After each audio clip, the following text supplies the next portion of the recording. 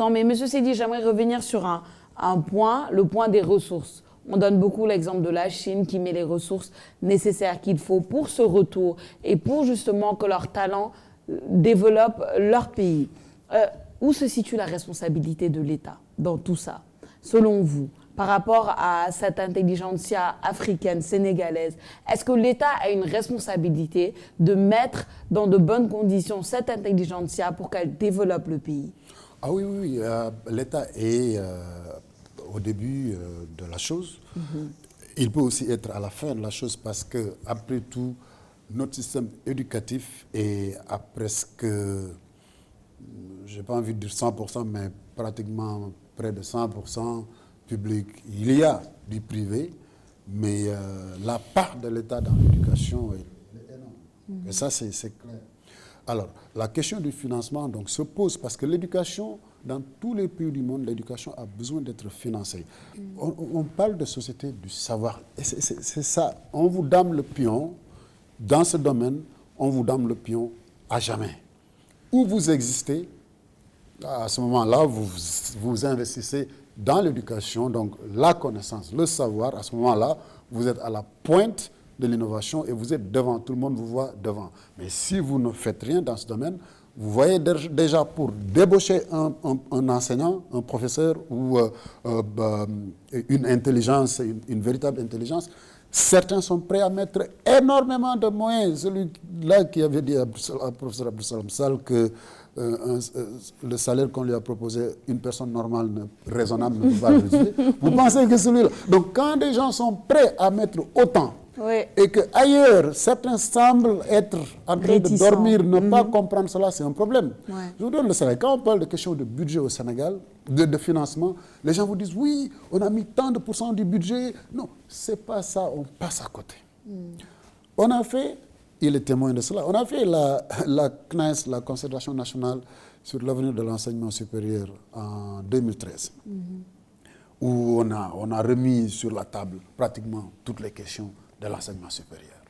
Et la question, y compris la question du financement. Et je me rappelle d'ailleurs, j'en profite, au-delà du professeur Souran et de nos aînés Pierre Ndiaye, je profite pour souhaiter véritable paix à l'âme de Mansour Kama, oui, qui était dans cette concertation.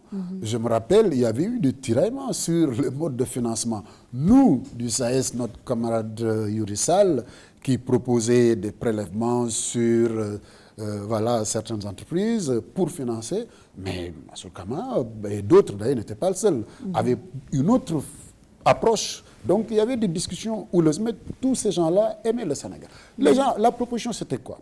Qu'on quitte les 6% du PIB qu'on va allouer à l'éducation pour pouvoir arriver à 7% du PIB. Je ne parle pas du budget, parce que ça c'est une confusion. Donc quand on prend le budget, là on parle du PIB, du produit intérieur brut. Et ça n'a absolument rien à voir avec les pourcentages du budget dont on parle. Mais quand on décide vraiment, quand on comprend, parce que pour pouvoir financer, il faut savoir. Aujourd'hui, tout le monde parle de capital humain. Tout le monde, en tout cas dans les slogans, dans les conventions, dans les résolutions, on dit toujours que le capital humain, c'est vrai. Ceux qui comprennent que le capital humain, c'est tout.